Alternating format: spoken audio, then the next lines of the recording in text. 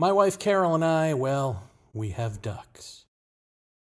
We have 6 little duckies who roam around the yard, roam around wherever they want to go, except at night when we put them away to an enclosure that is open air.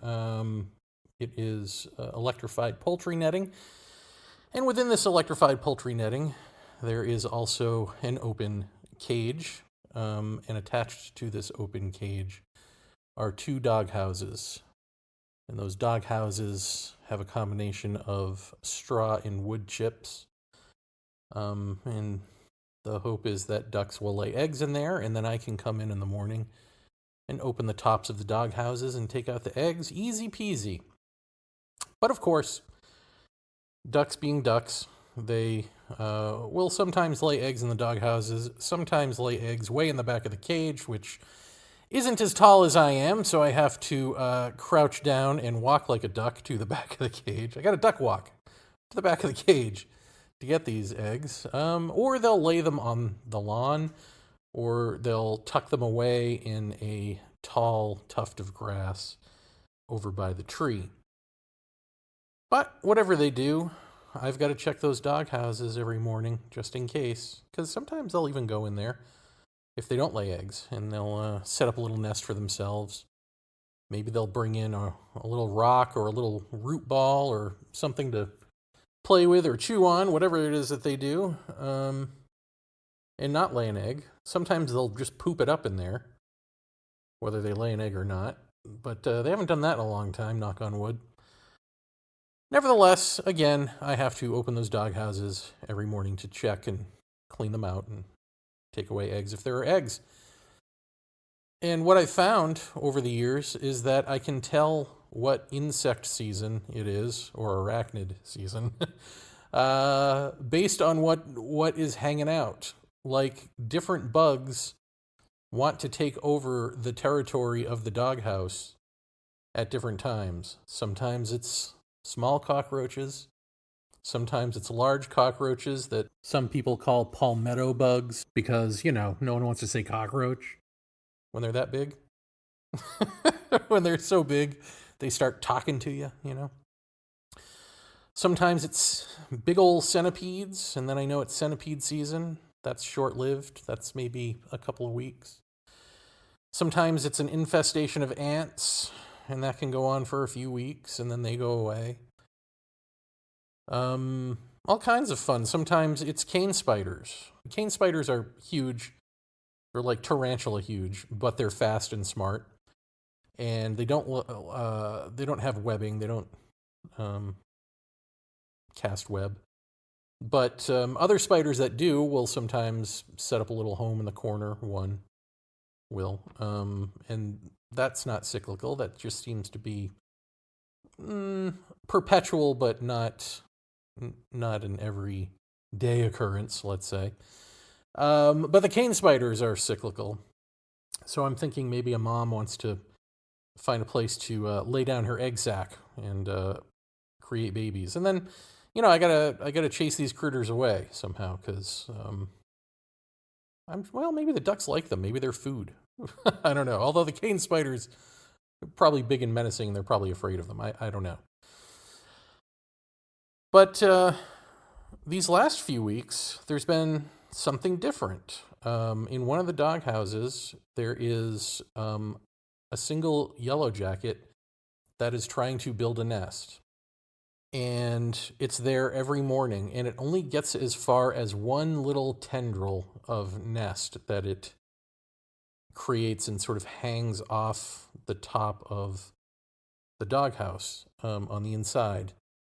And so every morning, of course I forget that this is happening, and I open up the doghouse, and the yellow jacket, surprised, I guess it forgets too every time, and it flies away, thankfully in the opposite direction. It never comes to sting me or seems to acknowledge me at all. It just, flies away.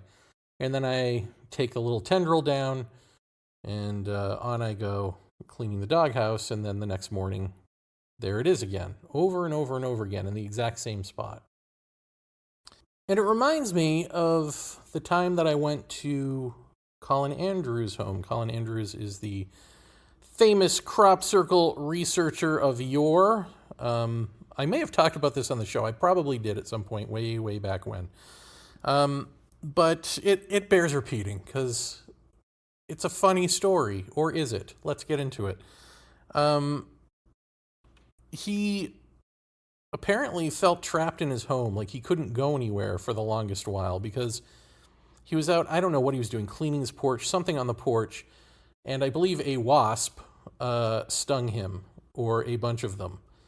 And so, of course, he ran back inside. And then every time he would go out, these wasps would try to sting him. One fine day, he decided to go to the store, and when he got to the store, wasps started attacking him as soon as he left his car, which is hilarious because I could picture it, A, but B, to hear him tell it, he's the most, like, mild-mannered, humble, sort of empathetic type of person you could ever hope to meet.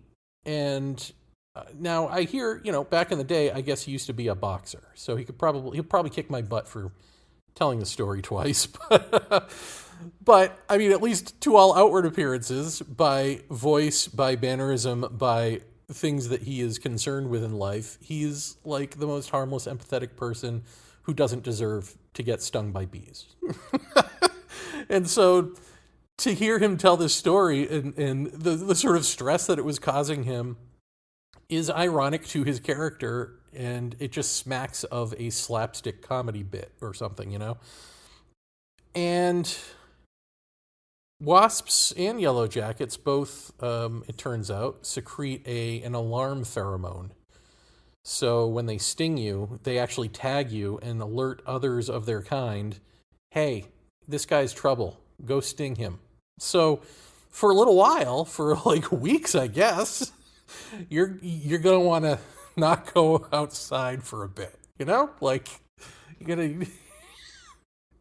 it's going to be like you're going to be under enemy fire every time you go out. So just be careful if you ever get stung by them. Now, I've never had a problem with stingy creatures. I've always enjoyed them. And the yellow jackets actually help us to, I plant seeds and they eat off the microorganisms and the bad insects. They keep them away from the seeds and from the small plants. Hopefully they're not eating the seeds too, hopefully they're not that hungry. But they're perpetual in the summertime. There is a time when they sort of flare up, and it's when it's like super hot and dry out. And so it's no surprise to see them around. It is surprising to see them trying to build something in that doghouse. And over and over and over again. And I wonder if it can't help it. Does it keep, obviously, right? Like, why would it keep returning to the same spot where every morning I move the entire spot? I open the lid and it's got to fly away, and then I tear down its hard work. And then it's got to start over in the morning. Why would it go to that exact same spot? It only makes sense if somehow it has tagged that spot and now it's like sort of robotically stuck for the amount of time it takes for that pheromone to wear off, I guess, unless it keeps secreting it and it's just going to be there forever. It's got to at least wait for the pheromone to be gone to stop building there, to be able to go, okay, I can go somewhere else now. Otherwise, it's sort of magnetically attracted to it. That's all I can think of. It's not like there ain't other spots. Hell, there's a whole other doghouse right next to it, and it's never going there. Although it would suffer the same fate, so don't go there, Yellow Jacket. Don't go there. That story told, now we are ready to talk politics. Because it is that time. It is political season, right? We're in our own cycle here. Every 4 years, every 2 years there's votes, but every 4 years it's the presidential vote, which means the most amount of voters are going to come out to vote for the president and for other, Senate, House, bills, judges, dog catcher, I don't know what, all the fun stuff that people vote for. And this year, I am confident, and I said this before she was nominated officially on Facebook, mark my words, make Kamala Harris the candidate, and she will win. I'm pretty good at these things. I'm not always good at voting for the person who's going to become president, but I'm pretty good at predicting who's going to be president. I think the only person who maybe threw me off was Trump, although Hillary Clinton, technically, she won the popular vote, so she did win, although she didn't win the Electoral College. But I was also thrown off because the media kept telling us and just your own common sense tells you that this guy can't win, right? Because the people around you aren't that crazy and stupid. But I should have gone with my eyes, because what my eyes told me were that every lawn sign was a Trump sign. And so probably we were being falsely assured by the media that this was a done deal for Hillary. Although Hillary wasn't my choice, I was going to vote for her. Bernie Sanders is more my cup of tea, because progress on all that, progressive. I'm a fan of that.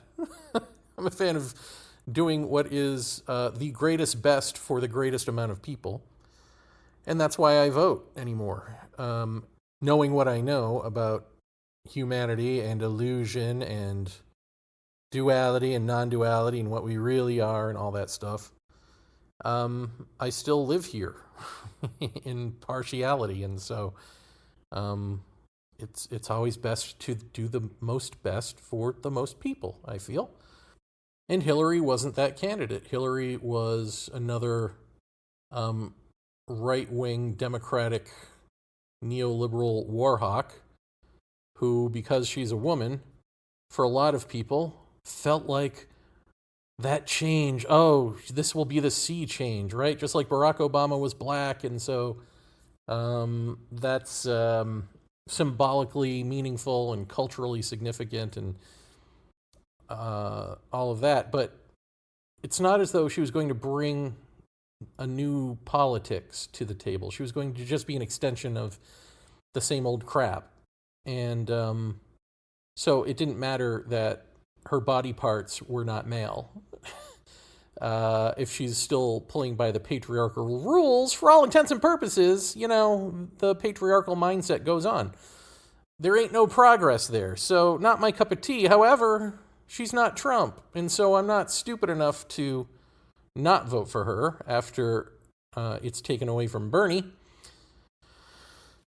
So you gotta vote for the lesser evil. In the 2020 election, of course, I voted for Bernie, didn't I? But once again, the DNC and Obama and others decided to take it away from him. They say because they wanted Biden got into the race because he was the only one man who could beat Trump. And they all wanted him, right? Because they were afraid Bernie couldn't beat Trump. Well, the fact is Bernie was winning the primaries. Bernie could have easily beaten Trump. I think what they were afraid of was that Bernie would win, and then there might be progress, and then, there's problems. Because I think, even up until right now, I think now is the first time where the Democratic establishment has to finally admit to themselves that it really is fascism on the plate, right? Like, this is the other choice. Because before, it's kind of like the Democrats and the Republicans are like the good guys and the bad guys in pro wrestling, right? Like, the bad guys are evil, are bad, and are going to do the worst. But the good guys, it's still all sort of staged. Like, they're still in cahoots because they're all working for a corporate master, ultimately. That's the wrestling version. In their version, corporate masters, plural. So they all have corporate masters, and so they're only going to give us crumbs and give us, the least best that we will accept to keep voting them in and feel as though our lives are slightly better. And that works for a while, but then it doesn't. And especially when, you kill off the white middle class, because then, now it's affecting white people. Now there's a problem. So the revolt begins. But of course, a lot of those people are stupid and selfish and easily swayed to go with the bully, right? To keep self-identifying with their oppressors, because if they do that, then they can be oppressors too. But when Trump came in and said the quiet parts out loud, then the Democrats have to wake up and see, like, oh, wait, we're not safe anymore. The pro wrestling under the table handshake of being the good guys to their bad guys isn't gonna. They quit. They just quit on us with Trump, and so they're saying the quiet parts out loud, and we're in trouble too, because they're going to come after us too. And I think now, if you do follow politics at all, and you know what Project 2025 is, which is the Republican plan to end democracy and install a theocratic dictatorship, which I think they might have changed the name to like Project 42 or I don't know what, something else. And so that they can claim, I don't know what that is, and so shut up. But I mean, that's their plan, and we see it, right? We see what's going on with the Supreme Court, like the fixes in all of the stuff that anyone paying attention has said is rigged, is now like, they're saying all the quiet parts out loud. The Supreme Court is literally like, we don't care anymore. Yeah. The Republicans on the court, we're rigging it. We're setting all this up for a dictatorship. We don't care, because we see that our power as rich white people is going away rapidly, and we don't want that. And how do we hold on to power? And it's interesting to me that people care about this. Again, I get back to, like, we're on the planet for X amount of years, right? Like 80 years, 90 years if you're lucky. And this is how we identify as living beings. We identify with, like, political parties. We identify with the color of our skin. We identify with the amount of money we have in the bank and the size of our own houses. And it's like, that's what we preserve for, we call our kind, and then we want to preserve our kind. And it's like, it's all made up. All of it is made up. We're living in literally fantasy land. We're killing ourselves because of made-up fantasy stuff that we've just decided to form collective agreements to defend and protect. It's just weird. And then we have amnesia that it's actually meaningless, that we're actually just living beings, all of us, and that's it. I mean, so I am beyond certain that Kamala Harris is going to win. There's not a question in my mind. It is hers to lose, unless she does something huge between now and November that she screws it up. She's going to win, and Trump will be over. And the interesting thing too about the fasci people is watching them throw temper tantrums about the fact that Biden has stepped down and she's taken over, and because they throw temper tantrums about their own fake grievances in the hopes that their viewers will, their listeners, their viewers, their followers, their cult will internalize it and do the same. It's really about controlling that population. But these temper tantrums are different. These are like, wait a minute, this is no fair. We were supposed to win. And it's like they gaslight all the time. They always accuse the other side of doing exactly what they're doing. And you think it's like part of some master plan, right? To do that and rile up, gin up their base and all that, as they say. But it really is, the more you look at it and the more you see how arrogant they are to even put out a Project 2025, for example, you think it's like part of some master plan, or like they've really got this, right? But it really isn't that. They really are just like, they've got a middle school bully mentality, And that arrogance, that cartoonish villain thing where you say out loud what you're going to do next and then get caught by Mighty Mouse, that's baked in. That's part of like their psychological dysfunction. I don't think they can help it. And that's good. That's good for the rest of us because they tell us what they're doing and then it's up to us to actually believe them. I think before with Trump, because he's kind of funny and kind of cartoonish and clownish, and he's the guy you saw on TV, you could hide behind, nah, he's not really going to do that. Come on, he's joking or something. If you're a white person, if you're any other color or, perhaps female, you might be a little more hesitant to give him any leniency when he says the awful things out loud. But I think that's how fascism takes hold, is through, nah, that's not really happening. And then it's happened. And then you're like, wait a minute, that happened? Wait a minute, everything just changed.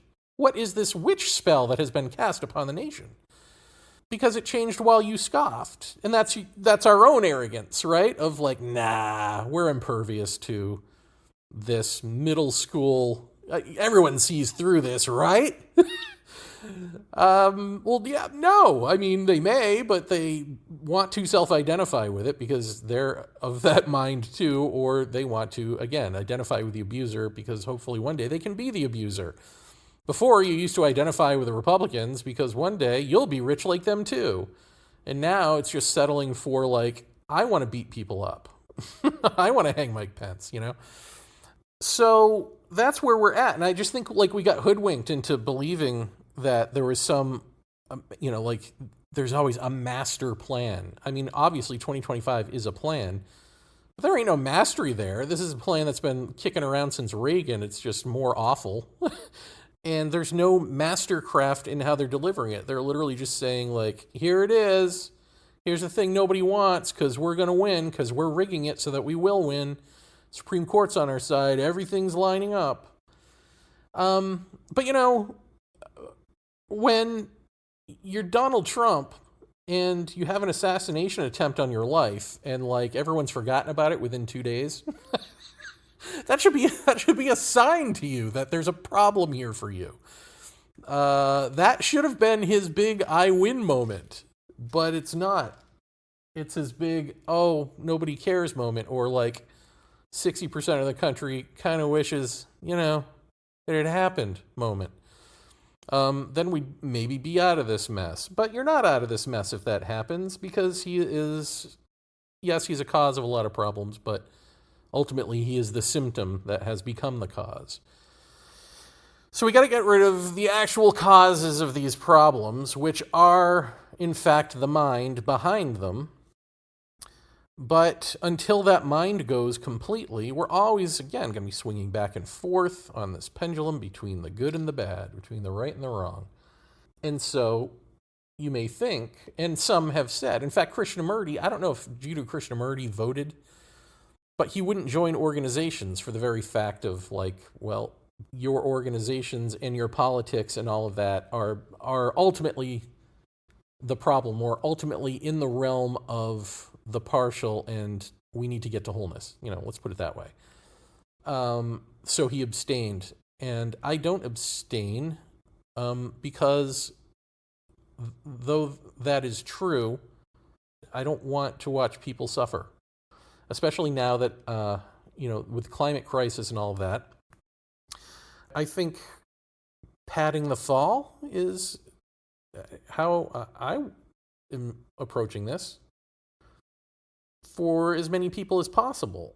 And I certainly would hate to see, like, if there were, like, some sort of catastrophic change, an ice age, a new ice age that comes, and it destroys nations, and you're left with, like, that apocalyptic future, the sci-fi thing we've all been worrying about. Do you want Mad Max?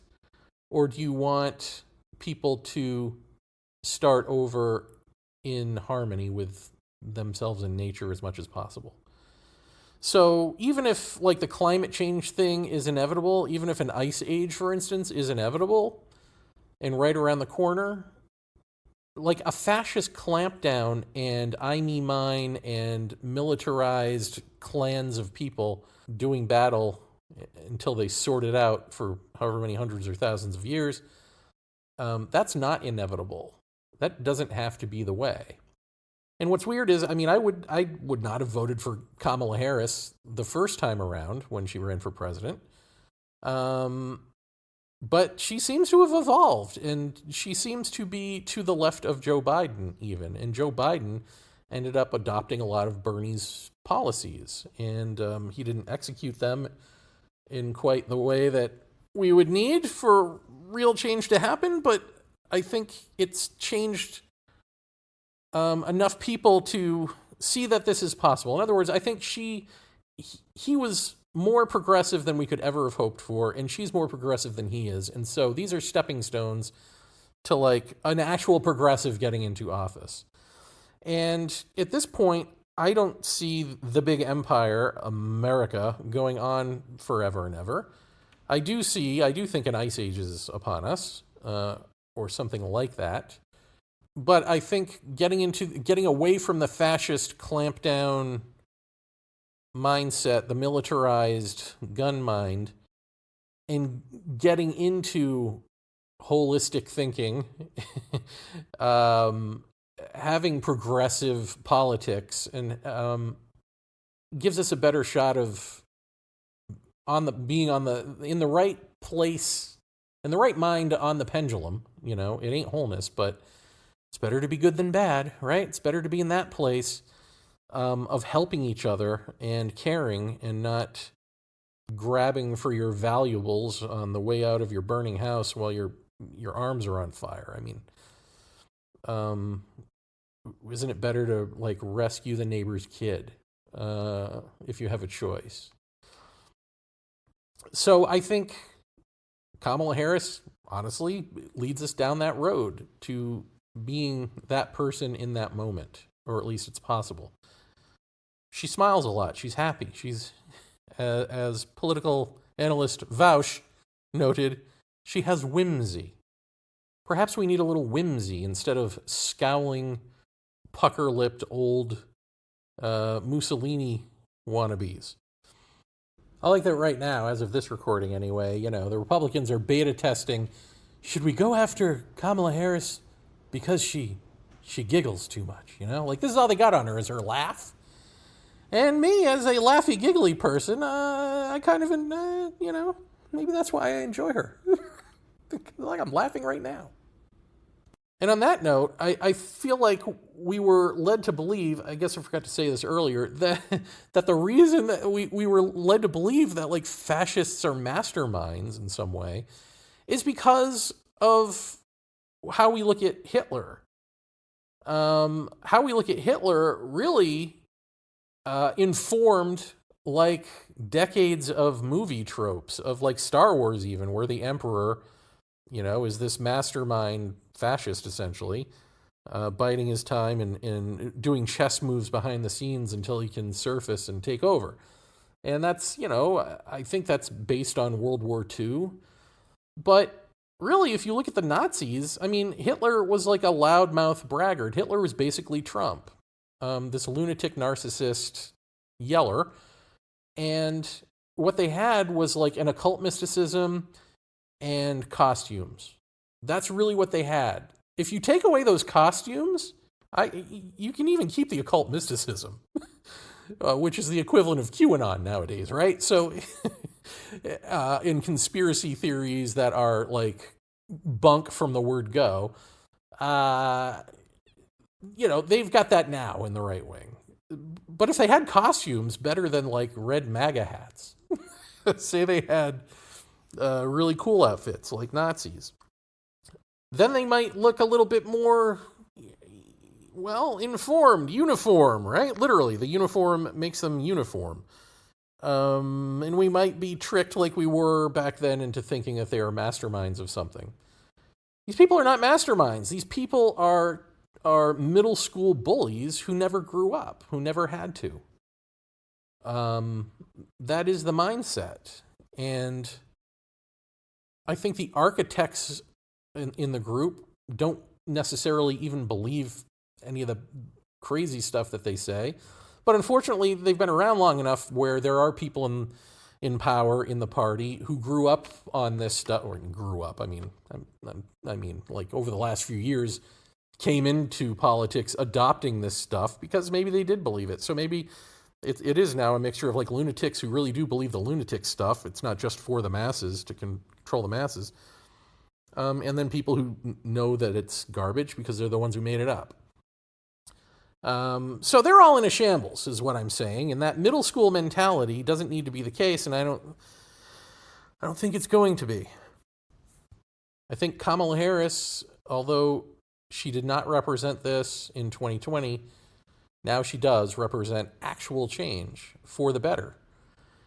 And so that's good. That's something to be excited about, especially if you are not me, especially if you are in the partiality mindset, you're not even listening to Our Undoing, you don't care about any of this stuff. You want a better life. And that's what she represents. And she's going to win because people are ready. People are ready for her. People are ready for all that she represents. It's time for that cycle to change. Back and forth we go. And that ultimately, if I may circle back, is why I do vote anymore.